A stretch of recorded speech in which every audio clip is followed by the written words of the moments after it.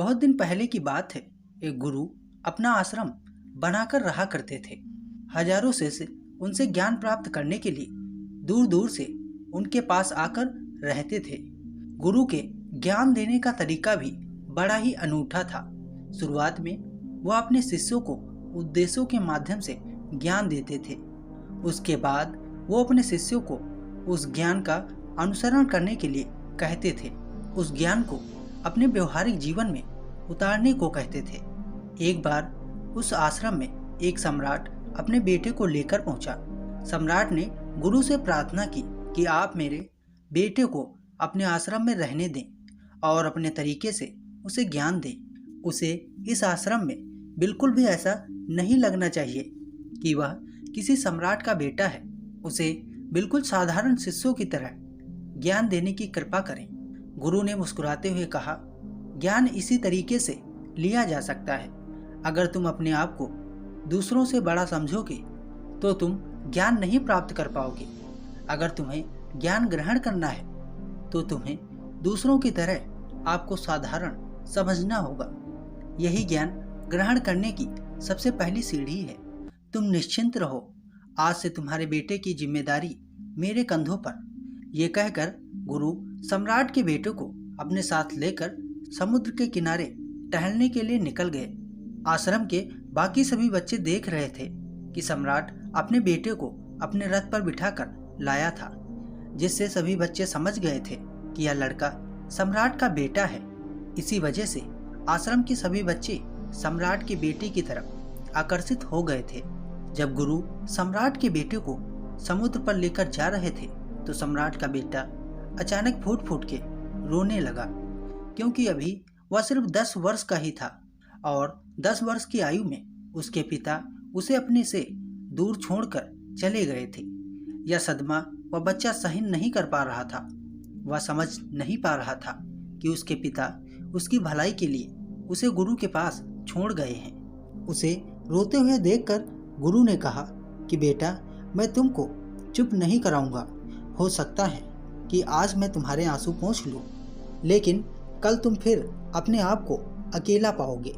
याद रखना, जीवन में इंसान अकेला आता है और अकेला ही चला जाता है। जितनी जल्दी जो इंसान इस बात को समझ लेता है, उतनी जल्दी आत्मज्ञान के रास्ते पर निकल पड़ता है।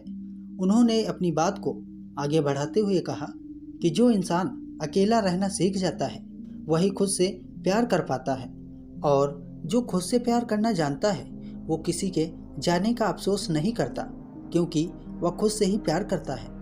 धीरे धीरे तुम आश्रम के माहौल में ढल जाओगे। शुरुआत में तुम्हें समस्या आ सकती है, लेकिन कुछ दिनों के बाद तुम इसे आत्मसात कर लोगे। उसके बाद तुम्हें यही जगह बहुत अच्छी लगने लगेगी। ये जगह तुम्हें अपने महल के जैसी लगने लगेगी। संध्या हो चली थी। सूरज समुद्र के दूसरे छोर पर डूबने लगा था और अपनी आखेटों को बिखेर रहा था। बड़ा ही सुंदर दृश्य था। गुरु शिष्य को अपने साथ लेकर आश्रम में लौट आए। उस शिष्य को भी थोड़ी सांत्वना मिली, क्योंकि गुरु की आंखों में एक अभावपूर्ण शांति झलक रही थी। और जब हम किसी एकांतवासी गुरु की आंखों में वह शांति देख लेते हैं तो हमारे हृदय से सारा भार हट जाता है, मन एकदम निर्मल हो जाता है। जब सम्राट का बेटा रात्रि का भोजन करने के लिए भोजन कक्ष में पहुंचा तो आसपास के सभी शिष्य उसके पास आने लगे। उन सभी को पता था कि यह सम्राट का बेटा है और अगर हम इससे दोस्ती कर लेते हैं तो उससे हमारा बहुत फायदा होने वाला है। यही सोचकर आश्रम के ज़्यादातर बच्चों ने उसे घेर लिया था। बस कुछ बच्चे जो अकेले रहने का महत्व समझते थे, जो दिखावे में विश्वास नहीं करते थे, वो सम्राट के बेटे के पास जाने के बजाय अपना पूरा ध्यान खाने पर लगा रहे थे और एकांत में बैठकर अपना भोजन कर रहे थे। कुछ दिनों के बाद सम्राट के बेटे की आश्रम के ज़्यादातर बच्चों के साथ दोस्ती हो गई। अब वह आश्रम में उन बच्चों के साथ बोलता, उन्हीं के साथ अपना ज़्यादातर समय बिताता। आखिरकार वह सम्राट का बेटा था, सुख सुविधाओं में पला बड़ा था। आसपास बहुत से दास और दासियां होते थे और आज आसपास अपने मित्रों से घिरे होना वही दिनचर्या उसने आश्रम में भी अपना ली थी। ऐसा नहीं था कि गुरु को कुछ भी पता नहीं था, पर गुरु उसे अलग तरीके से ज्ञान देना चाहते थे। बच्चों को ज्ञान आप उपदेश देकर नहीं दे सकते, उन्हें साक्षात्कार कराना पड़ता है। उसके बाद उन गुरु को वह बात समझ आ जाती है जो आप समझाना चाहते हैं। यह बात पता थी कि अगर मैं इसे बोलकर बताऊंगा तो ये कभी भी समझ नहीं पाएगा। मुझे इसे दिखाना ही पड़ेगा, इसे एहसास कराना पड़ेगा कि अकेले रहने से ही तुम अपनी शक्तियों को जान पाओगे। ये सीख देने के लिए गुरु एक दिन उस शिष्य को अपने साथ एक पहाड़ी की चोटी पर लेकर गए। गुरु ने शिष्य से कहा कि अब तुम्हारा ज्ञान पूरा हो गया है, एक आखिरी रात तुमको यहाँ बितानी होगी। इसके बाद अगले दिन की शाम को मैं तुम्हारे राजमहल में तुमको पहुँचा दूंगा। यह सुनकर सम्राट का बेटा बहुत खुश हो गया कि अब मैं वापस अपने राजमहल में चला जाऊंगा। फिर से मेरे दास दासियाँ और सारी भोग की वस्तु मेरे पास होगी। फिर उसने गुरु से पूछा, गुरुजी, मुझे आज रात आप यहाँ पहाड़ी पर क्यों छोड़ रहे हैं? आखिर मुझे कौन सा ज्ञान यहाँ से मिलेगा? गुरु ने मुस्कुराते हुए कहा कि तुम्हें इस चट्टान के पीछे छुपकर बैठना होगा। यहाँ पर रोज रात को एक बाज आता है, तुम्हें उस बाज को देखना है, बड़े गौर से देखना है और हर गतिविधि देखनी है। और उसको देखने के बाद अगले दिन अगर तुम मुझे बाज की खूबियाँ बता पाए तो मैं तुम्हें तुम्हारे राजमहल भिजवा दूंगा। और हाँ, सुबह आने से पहले एक बात और ध्यान देना है, एक चरवा यहाँ पर अपनी भेड़ों को चराने के लिए आता है, तुम्हें उन भेड़ों की गतिविधियों को भी देखना है। याद रखना, बाज की गतिविधि रात को और भेड़ों की गतिविधि सुबह। अगर तुम दोनों की गतिविधियाँ ध्यान से देखकर मुझे बता पाए तो तुम इस आश्रम से हमेशा के लिए आज़ाद हो जाओगे, तुम्हारा ज्ञान पूरा हो जाएगा। मैं तुम्हारे पिता को कह दूंगा कि यह बच्चा हमारे आश्रम का सबसे ज्ञानी बच्चा है। ये कहकर गुरु अपने आश्रम लौट आए और वो बच्चा वहीं उस चट्टान के पीछे खड़ा हुआ, उस बाज का इंतजार करने लगा। काफ़ी वक्त बीत जाने के बाद वहाँ पर एक बाज अपने बच्चों के साथ पहुँचा। सम्राट के बेटे ने पूरी रात उस बाज की गतिविधि को बड़े ही ध्यान से देखा और सुबह होने के बाद जब चरवाहा वहाँ पर अपनी भीड़ों को लेकर पहुँचा तो उसने अभूतपूर्व दृश्य देखा। उसने देखा कि वह बाज भेड़ के एक बच्चे को अपने पंजे में दबाकर आसमान में उड़ गया। उसने उस भेड़ के बच्चे का शिकार कर लिया था। यह सारा दृश्य देखकर वह बच्चा आश्रम में अपने गुरु के पास पहुंचा। इससे पहले कि गुरु उससे कुछ पूछते, उसने गुरु को प्रणाम करते हुए कहा कि गुरुदेव, आश्रम के सभी बच्चों को यहाँ पर बुला लीजिए, मैं सब लोगों को बताना चाहता हूँ कि मैंने क्या देखा। तब आश्रम के सभी बच्चे वहाँ पर इकट्ठा हो गए और सम्राट के बेटे ने बताना शुरू किया कि मैंने अपने जीवन में बहुत से पक्षियों को देखा है, लेकिन बाज उन सभी पक्षियों से अद्भुत और अलग है। उदाहरण के लिए हम सभी ने तो देखा है, तोता बोलता तो बहुत है लेकिन कभी ऊंचा नहीं उड़ पाता, और एक बाज जो हर समय शांत रहता है, वो आकाश को भी छू सकता है, उसमें आकाश को छू लेने का सामर्थ्य होता है। जब बाज अपने शिकार को एक बार निश्चित कर लेता है तो वह शिकार पर अपनी नज़र गड़ाए रहता है, चाहे वो कितनी भी ऊंचाई पर क्यों ना हो, चाहे कितना बड़ा तूफान क्यों ना आ जाए, लेकिन उसकी नज़र हमेशा अपने लक्ष्य पर स्थिर रहती है। आज सुबह जिस बाज को मैंने देखा उसने भेड़ को अपना शिकार नहीं बनाया, बल्कि उस भेड़ के झुंड में से उसने भेड़ के मेमने को अपना शिकार बनाया।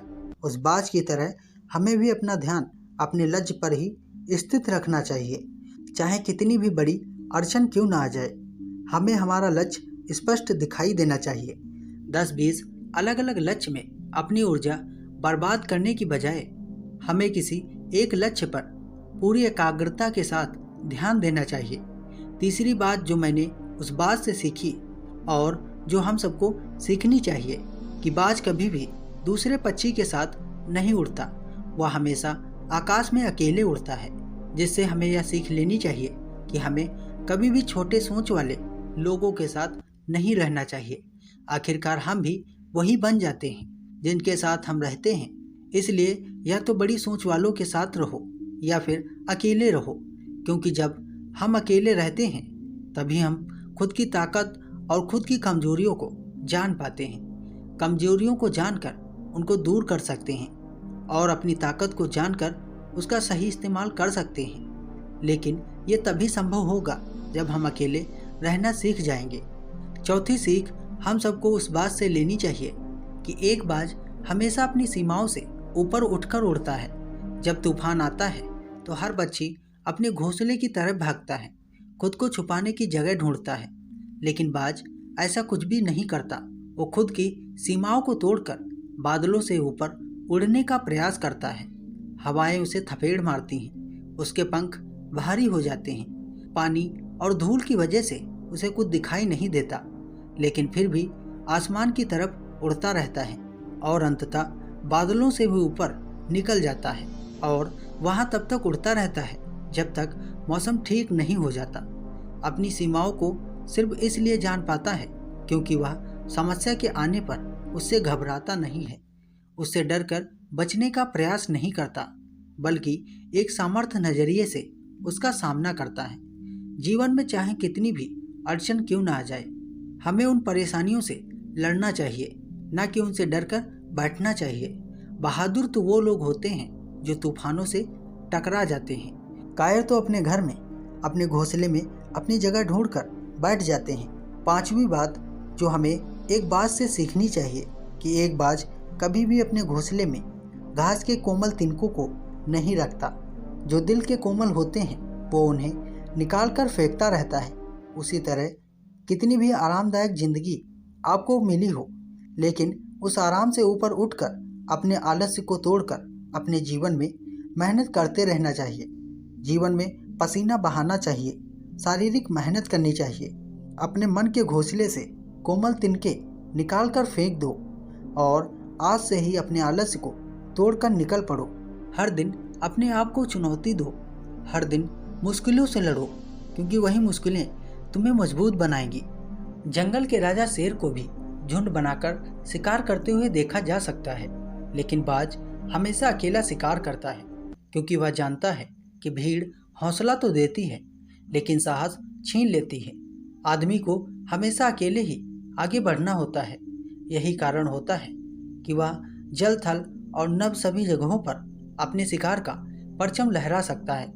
बाज की उम्र लगभग 70 साल की होती है, लेकिन 40 साल में उसका शरीर बूढ़ा हो जाता है।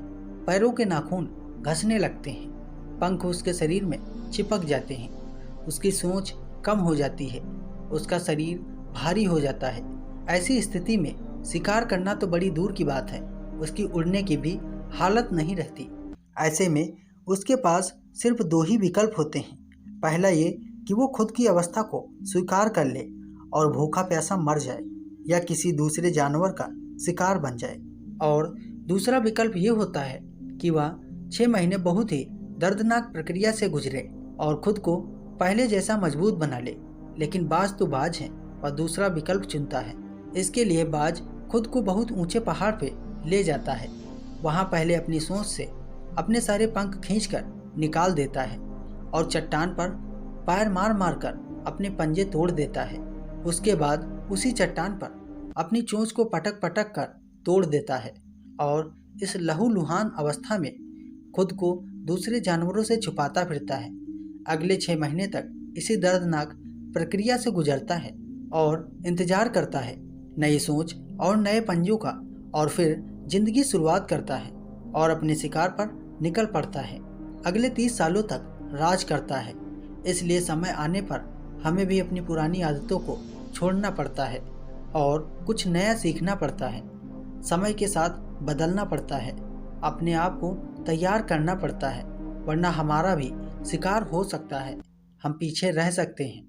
इसके बाद सम्राट के बेटे ने भेड़ों की विशेषता बताते हुए कहा कि भेड़ हमेशा झुंड में चलते हैं, उन्हें झुंड में एक साथ चलने से हिम्मत मिलती है, लेकिन जैसे उन पर शिकार होता है वैसे ही वो भेड़ तितर बितर हो जाती हैं और उसमें से एक भी अपने साथी की मदद करने के लिए वापस नहीं लौटते। इनसे हमें यह सीख मिलती है कि हमारे साथ कितने भी लोग खड़े हों, किसी पर भी यकीन नहीं करना, यकीन करना तो खुद पर करना, क्योंकि बुरा समय आने पर वो भीड़ तितर बितर हो जाएगी और आपको पता भी नहीं चलेगा। गुरु को प्रणाम करते हुए सम्राट के बेटे ने अपने गुरु से कहा कि गुरुदेव, अगर मुझसे कोई सीख रह गई हो तो कृपा करके आप मुझे बताने की कृपा करें। गुरु ने सभी बच्चों को संबोधित करते हुए कहा कि यह सभी बातें जो अभी इस बच्चे ने बताई हैं सब सही हैं, लेकिन ये सारी खूबियाँ आप में तभी पैदा हो पाएंगी जब आप अकेले रहने का प्रयास करेंगे। आपने देखा होगा कि बाज कभी भी किसी दूसरे पक्षी के साथ नहीं उड़ता, किसी के साथ अपनी जोड़ी नहीं बनाता, बल्कि वह आसमान में अकेला होता है और अकेले उड़ने की वजह से वह अपनी ताकत और अपनी कमजोरियों को जान पाता है। इसके बाद गुरु अपनी बात को ख़त्म करते हुए कहा कि मैं आज रात इस सम्राट के बेटे को इसके राजमहल में छोड़ने के लिए जा रहा हूँ, क्योंकि इसकी सीख यहाँ पर पूरी हो चुकी है। दोस्तों, हम उम्मीद करते हैं कि इस कहानी से आपने बहुत कुछ सीखा होगा। अगर ये कहानी आपको अच्छी लगी है तो वीडियो को लाइक करें और साथ ही साथ अपने दोस्तों के साथ शेयर करना ना भूलें। धन्यवाद।